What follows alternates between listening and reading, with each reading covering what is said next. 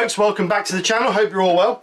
As you can see, I'm a bit dirty. The reason being is I wasn't going to actually video this, but I think I'm going to, just to give people a little bit of an idea of how this system works and how much benefit there is to it. If you remember, a few months ago I did a small cyclone storage bin or collection bin for my chop saw in the garage. Now I've been using the Lumberjack BDE 1200 extractor to use on the lathe, but the disadvantages with that extractor is it's very noisy, and I mean very noisy. It just drones through you, and I don't want it. I want something that's a little bit quieter. So I've been toying with the idea for quite a while now to buy a camvac, a record power camvac, because I've seen them at workshop last year. I see them make a central and they're very, very quiet. So I've toyed with the idea, but eventually I've bitten the bullet and I've bought one. So, but because I don't want all the dirt and dust going straight into the camvac, I want to go into a cyclone, because you just prolong the life of your extraction motor if you've not got so much crud going into that environment. So what I've gone and done is I've gone and bought a 100 litre plastic drum, and then to go on the top of the cyclone, I've bought the Axminister cyclone, which is 100mm input, 100mm output. It's quite a big cyclone, but should have plenty of space in that room to put it, or in that area there. So that's the plan. So what in this video, it's going to be a case of working out where we've got the space, showing you how to assemble the cyclone onto the drum. We're also going to include a pressure relief valve or a vacuum relief valve. Now what that does is, if you get a blockage in your extraction, being a drum underneath, obviously that's going to cause a vacuum in the drum and just squash the drum right up. Well, this vacuum valve, it actually, once it gets to a certain pressure, it will let air be sucked in to stop your drum crushing up. So that's an added bonus. What I'll do is I'll put a link for that I'll put a link for everything that I'm using in the description. I was told by Mark, the gentleman Woodturner, about the vacuum valve, so thank you, Mark, for that information, because if not I wouldn't even have thought about it. So that's the plan for this video. Like I said, I've cleaned the area. The area I've cleaned is about 800mm wide by about 550mm deep. I'm hoping that's going to be deep enough, but until we get things in, we're not going to know. I don't really want it coming over the doorway, because it's just going to cause issues, but we'll see what happens. So anyway, I'll move the camera, we'll get the waste bin in and the cyclone, and we'll go from there. So I'll meet you guys in the dark storeroom. This is the drum. It's a 100 litre plastic drum with a metal clip lid. I don't know if I'll use the clip, because obviously with the vacuum it should suck that down enough not to worry about, and the weight of the cyclone. And this is the cyclone. The reason I've gone for this cyclone is because it's got absolutely brilliant reviews, and it's 100mm input, so that connects straight to the extraction hose I've got connected to the lathe already, and it's also 100mm straight from the extractor, which is what the record power is. So there's no reducing, no fixing, it's just straight through conversion. So that was the reason going for this. It comes apart if you need to clean it in two pieces. So if you need to clean it out, you just slacken this bolt off, take that band off, take it apart and clean it all out. Added bonus. So what we need to do is, obviously need to drill a hole and fix this to the top of this drum. Now when I did the small one I did in the garage for the circular saw, I actually put a wooden plate on this. The reason being is to strengthen this up, which I think I'm going to do exactly the same on this one. The reason being is this is quite a heavy piece of kit, so obviously if we can get a bit of wood, the diameter of this, well actually up to this lip here, would be more than enough. That'd give me, for two reasons, that'll give me something good to screw to, and also strengthen this lid up, which is going to be a bonus, because obviously with the vacuum we don't want it sucking, the top in. I know we're going to have the pressure valve or this vacuum valve, but I still don't want it sucking in and causing damage to the barrel or anything else. So I think first things first, I'm going to cut a piece of ply. I think I've got some 12mm ply, or if not I've got some 18 to cut a disc out for that. So I'll measure across there and cut a disc out for that, and then what we can do is we can work out the hole size of that, because that, let me just see if I can flip this one hand, because that hole there is quite a big hole. So I think we're going to have to cut that out with a jigsaw. I know I ain't got a hole saw that big. That's got to be 6.5, 7 inches across, so I know I haven't got a hole saw that size. But we can cut that, I can mark that, circle it out, and then cut that out with the jigsaw, and then we can put some sealant around this, and then screw this straight to the ply underneath on the lid, which will give us more than enough strength. So that's my train of thought. You guys, if you're doing your own, may come up with a different idea, but I just don't like the idea of that lid bouncing with the vacuum, and also over a period of time that lid is going to lose, that plastic is going to lose strength and sag and could cause issues. So I'd rather do it now than have to come back later on and try and fix it. So I'm going to find a bit of ply, and what I'll do is I'll come back when I've cut a piece of ply ready to fix onto the bottom of the lid, and then we'll go through fixing it on the lid and cutting out a hole for this. So I'll see you guys on the flip side. So far I found a piece of 18mm ply, so I've cut that to size and bolted that on. I haven't glued it on because I don't think it's going to need it. The reason being, the bolt hole should seal the hole, and then when we put the cyclone on, if we can get the space still, when we put the cyclone on, we're going to seal around here, so it should cause a natural seal, so we should be fine there. I've just read you get a booklet with this, because obviously you can buy the collection unit at the same time, but I just bought the cyclone. These are actually drilled to 6.5mm to take an M6 bolt, so perfect. So what I'm going to do is I'm going to put the cyclone on, to take this into the workshop, into the garage, put the cyclone on here and mark the holes and drill the holes so we've got them all in the correct place, and then I'll take it off, silicone it all together, glue it all together, and we should be ready to try and do a bit of piping. I'm waiting for the vacuum valve to come, so obviously we can try it, but I don't want to use it too much just in case we get a blockage and cause issues. But anyway, let's get the cyclone fitted. I'll take it into the garage and we'll mark it all out, and then I'll come back when we're ready to silicone or seal it and bolt it all together. So I've drilled all my holes, ready to screw or fix the cyclone to ready to the lid. I'm not going to be using, I'm going to use this. This is not a silicone, it's like it stays flexible all the time. It's not like silicone, it doesn't dry off, it just stays flexible all the time. But I don't want loads on it, so I'm just going to put a thin bead around this edge, so as we bolt it down it just squeezes out. Like I say, don't need loads, and I don't want to put loads on it just in case we ever have to get it off again.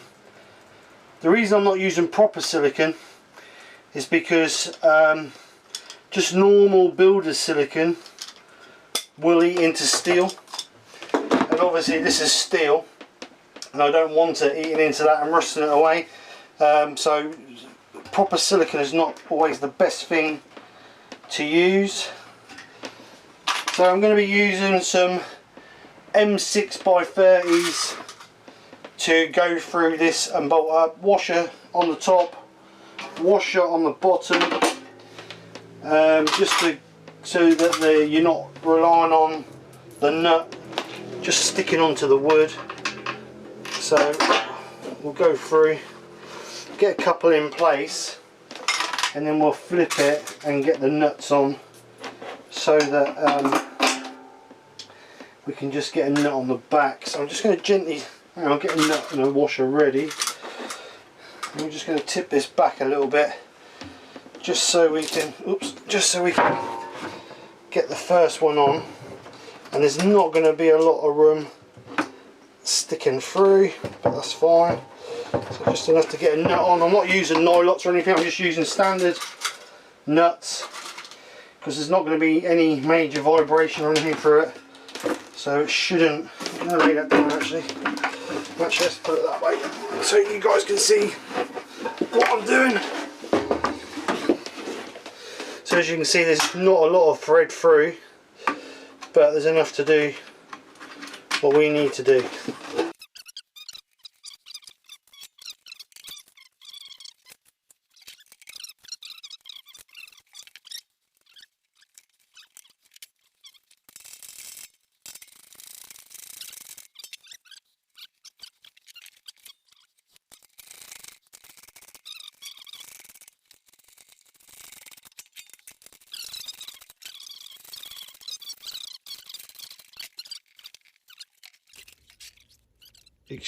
Cyclone fitted onto collection bucket, shelf made for camvac, so I just need to pipe the camvac to the cyclone. I have some 100mm pipe here that I'm going to cut down to connect to that. I was going to hard pipe it, but I think that's going to be more beneficial if I flex it, because that'd be easier to empty there.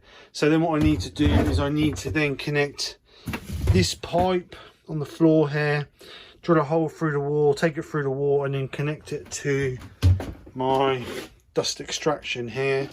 I'm not 100% sure I'm still going to use that extraction, or I may do something so it's actually underneath the lathe here. I'm not 100% sure what I'm doing yet, but I might just connect to that time being and see how it goes. So at the moment it's going good.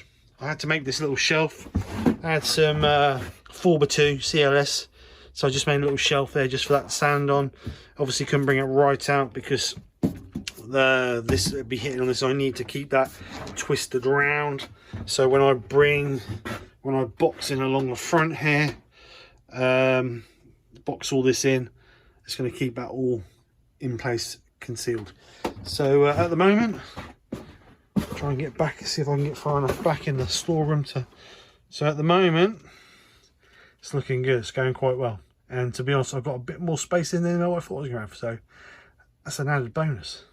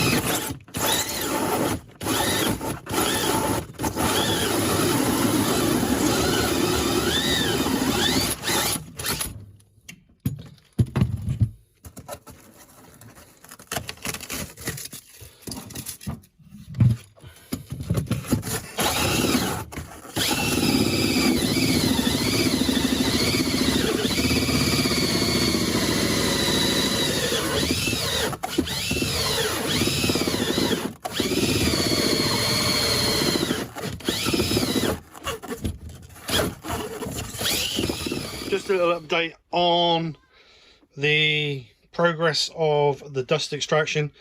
So as you see earlier, we've got all that connected. I've now got it all piped. I've run on the record camvac, you have a hose that is sent outside to reduce the noise. So that's now plumbed out, so I just got to make a collar to go on that on the other side so we don't get no moisture or anything in the wood. So I'll do that. You won't see that on in there, that'll be on the outside, so I'll do that. I've wired in a double socket down there to plug the camvac into, and that's controlled from this switch here. So once my cabinet's built, or once the unit, or once the cupboard is built, I can turn the extraction on from that switch there. So happy days. So that's all done. I've run that through, as you saw, and connected it to this. So that's all ready to go. So I think we're around about there. It's just a case of trying it. So I have a live tomorrow, which is Sunday, so it'll be the perfect time to try it. So anyway guys, hope this video has helped. I don't know how much information is in it, because obviously I've been jumping backwards and forwards and doing other bits, and I think I showed most of it. Like the major thing was connecting the cyclone to the waste bin. Obviously this is easy. You got your inlet from your extraction. This is what sucks it in, so that goes into the top of the cyclone, and then that causes a vacuum, causes like a hurricane effect inside there, which causes a vacuum to suck all the dust in. So what should happen is, as all the dust and that comes into the cyclone, it's whirlwind around a bit like a cyclone, hence the word cyclone, tornado, whatever you call it, and then the heavy particles should drop to the bottom into the bucket. So what we'll do is, after the live tomorrow, I'll open that up and we'll see actually how much is in there, and then also check inside the extraction and we'll see how much dirt is in there. In theory there should be minimum amount of dust in there. I did put the filters, the bags on the motors, just to stop any crud getting into the motors. They're like a filter bag, very similar to this material. You can put this, you can use that as a filter in there, but that comes with two individual filter bags, so I put those over the motors, and yeah, so we'll see how it goes. This hose here, just quickly, this hose here comes like this, with that fitting on the end, and it's double-ended. So what I've done is I've cut it in half, because I didn't need the whole hose, so it's going to give me enough for, I don't know, you can't see up there, there's 2 motor outlets. So what I'll do, at the moment I'm not using the second motor, so what I'll do is I'll then pipe that into an outlet. I might put them in a Y, I might join them onto a Y, I'm not 100% sure yet, but the trouble is, if I put them on a Y, are they going to cope with the pressure from both motors? That's the question. So I need to speak to Record Power about that. But at the moment, I'm really happy how that's turned out. It's looking good, and I think when we get a cupboard in front of it, look even better. So anyway guys, hope you enjoy. Any questions, drop me a note in the comments. I will put a link for the camvac and the cyclone in the description, so if anybody wants one, the link is there. So anyway guys, take care, speak to you soon, and bye for now.